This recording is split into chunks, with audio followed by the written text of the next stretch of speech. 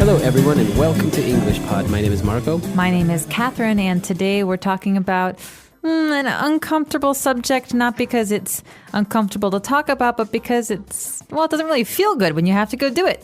That's right. Today we're going to the doctor, but because we need to get vaccines. All right, so vaccines, these are, let's listen out during the dialogue and maybe you can guess what this word means. When we come back, we'll be defining it for you, talking about different kinds of vaccines. But just remember that we're talking about going to the doctor to get these shots. So let's take a listen to that dialogue.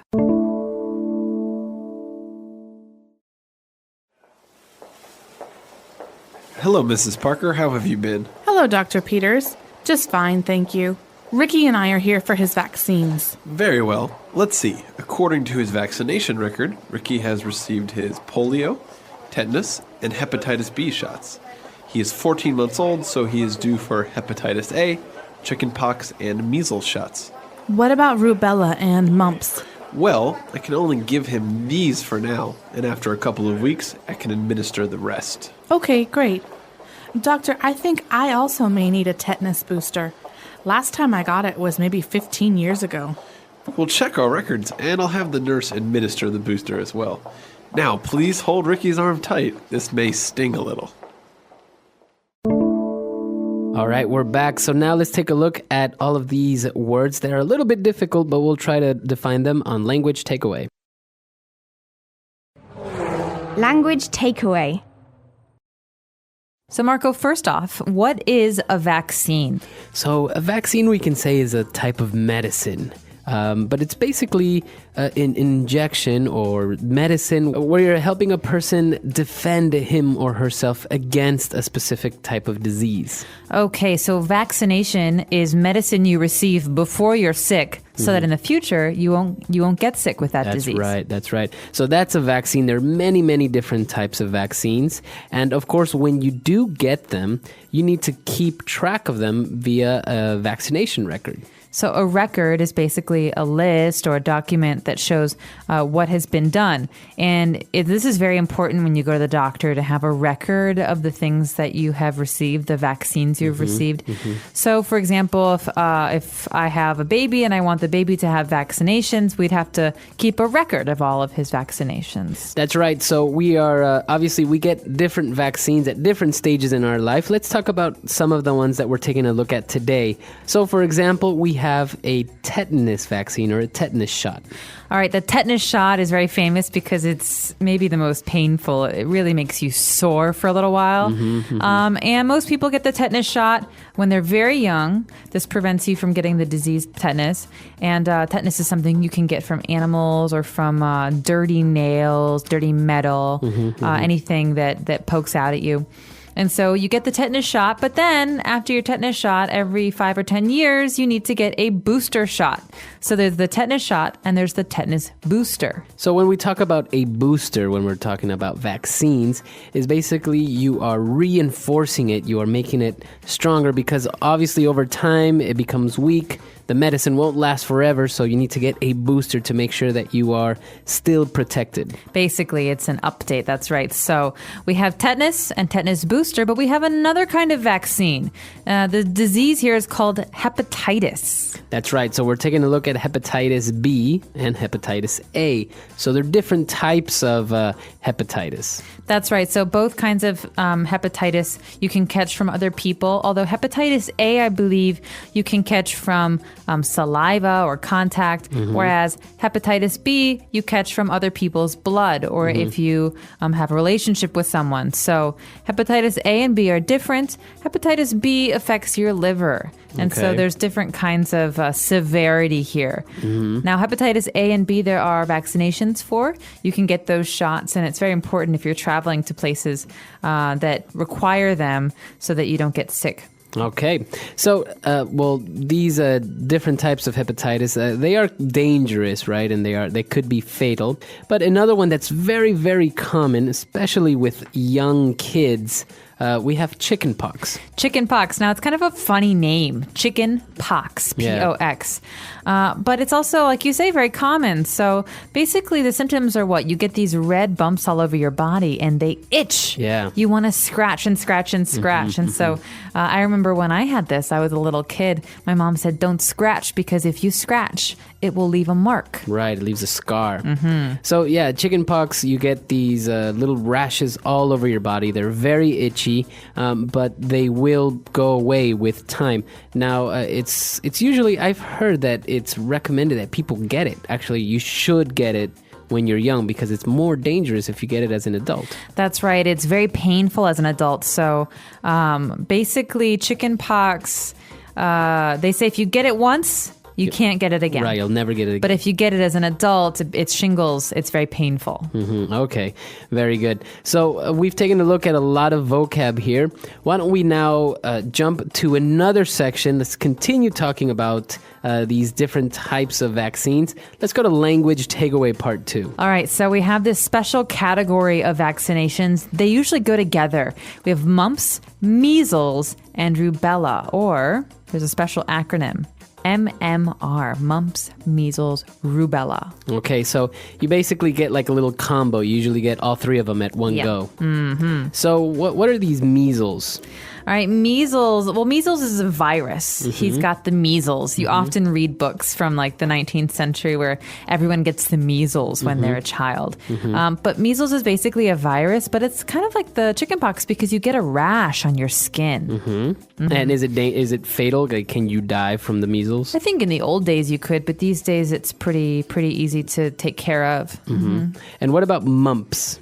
Now, mumps, I'm not too sure about this, but I've heard that mumps is like a swelling in the space between your jaw and your ear. So you know where your ear kind of comes down to your jaw. That part of your head starts to swell and is very uncomfortable. Right, and it could cause like the consequences could be fatal, right? That's right. And what about rubella? Rubella is another kind of rash, and from my reading, I saw that rubella is not very dangerous for most people, but it is very dangerous for pregnant women. So most pregnant women are tested for rubella or the rubella vaccine, and they're told to get the vaccine before they're pregnant so that they don't get this disease and harm their baby because they can have a miscarriage if they get rubella while they're pregnant. Right. Okay, so pretty much you want to get all these vaccines to make sure that you don't get sick in the future. Now, when we were talking about getting the vaccines, the doctor said, he didn't say you're going to get the vaccines or I'm going to give you a vaccine. He said, I'll have the nurse administer the vaccine or administer the booster. That's right. So the verb here that we use with vaccine is to administer. And this is something that the nurse does or the doctor does. And it's just a way to say that the nurse will give you this shot. Right. To give you a shot. But administer is more formal. It's more common in the medical talk. Right. So you'd say administer the test or administer the vaccine. So, for example, a doctor would say, I'm going to administer a shot of penicillin. That's right. Or I'm going to administer this blood test. That means I'm actually going to do it right now. Now, obviously, these vaccines, some of them you can take as a little pill. Some of them you can take as drops, like, it's very painless. But some of them you have to get a shot, and sometimes they do hurt. And we saw in the dialogue that the doctor said this may sting a little.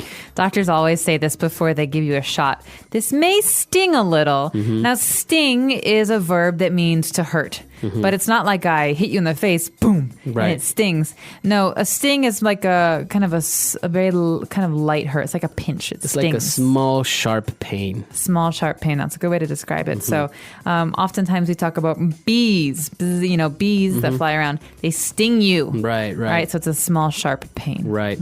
Okay, very good. So let's listen to the dialogue again. Let's keep a lookout for how we pronounce all of these words, and we'll be back in a bit.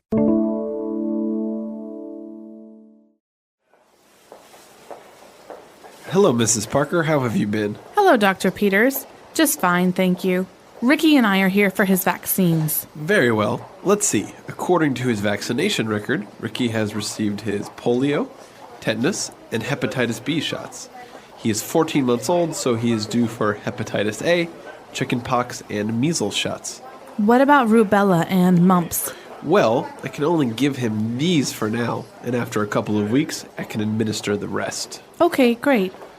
Doctor, I think I also may need a tetanus booster. Last time I got it was maybe 15 years ago. We'll check our records, and I'll have the nurse administer the booster as well. Now, please hold Ricky's arm tight. This may sting a little. So nowadays, most of these shots are administered when the babies are just born. They're still in the hospital and they get a lot of vaccines and to prevent them from getting these things.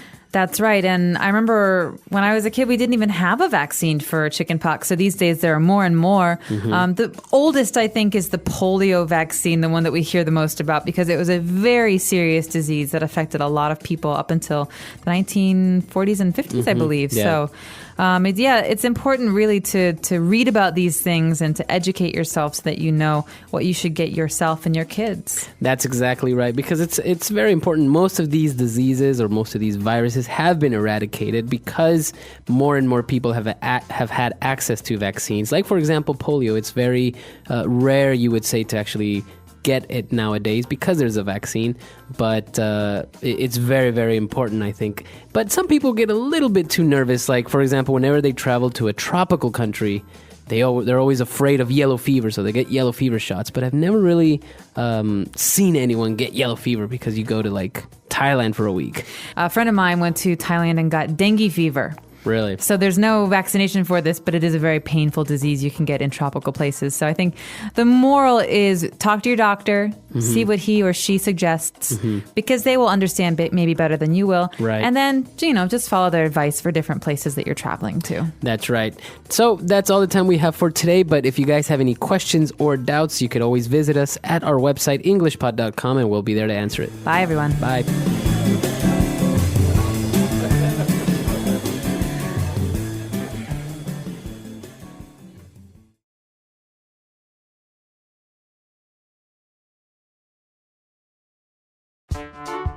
The English Pod Audio Review. Listen to the meaning, then say the vocabulary word. A medical substance that protects people or animals. Vaccine. Acute viral disease, usually affecting children and young adults. Polio. An infectious, often fatal disease caused by a specific bacterium that enters the body through wounds. Tetanus. Inflammation of the liver caused by a virus or a toxin. Hepatitis. A mild contagious viral disease characterized by fever, mild upper respiratory congestion, and a fine red rash lasting a few days. Rubella. A disease common of children, characterized by mild headache and fever, and eruption of blisters on the skin. Chickenpox. An acute infectious disease occurring mostly in children, red spots being a common symptom. Measles. Characterized by inflammatory swelling of the other salivary glands. Mumps. Let's try that faster. An acute infectious disease occurring mostly in children, red spots being a common symptom. Measles. A disease common of children, characterized by mild headache and fever, and eruption of blisters on the skin. Chickenpox. A medical substance that protects people or animals. Vaccine. A mild contagious viral disease characterized by fever, mild upper respiratory congestion, and a fine red rash lasting a few days. Rubella. Inflammation of the liver caused by a virus or a toxin. Hepatitis. Characterized by inflammatory swelling of the other salivary glands. Mumps. An infectious, often fatal disease caused by a specific bacterium that enters the body through wounds. Tetanus. Acute viral disease, usually affecting children and young adults. Polio. Now say the word and hear it in a sentence. Polio.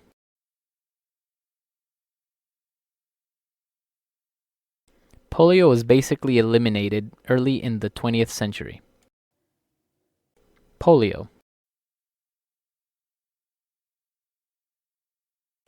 Jonas Salk created the first polio vaccine. Polio. If untreated, polio can cause paralysis. Chickenpox.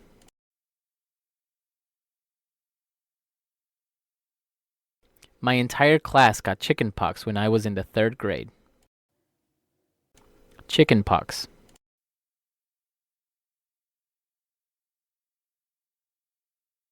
Chickenpox is not a fatal disease, but it is very irritating. Chickenpox.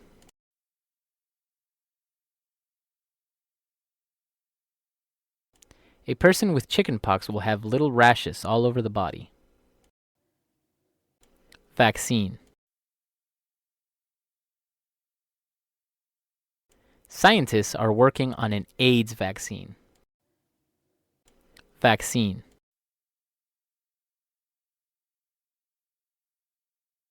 There are many vaccines for pets such as dogs or cats. Vaccine. The flu vaccine is very popular in winter. Hepatitis.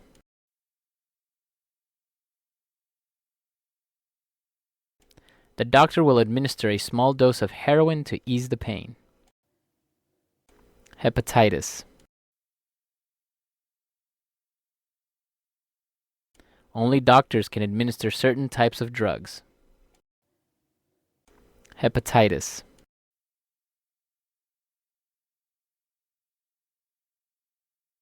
An antibiotic may be administered orally or by an injection. Measles. Measles are also referred to as rubeola. Measles.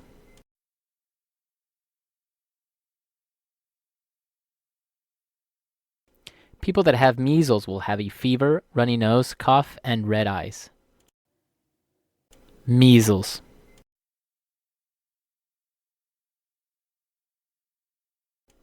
There was a recent outbreak of measles in Boston.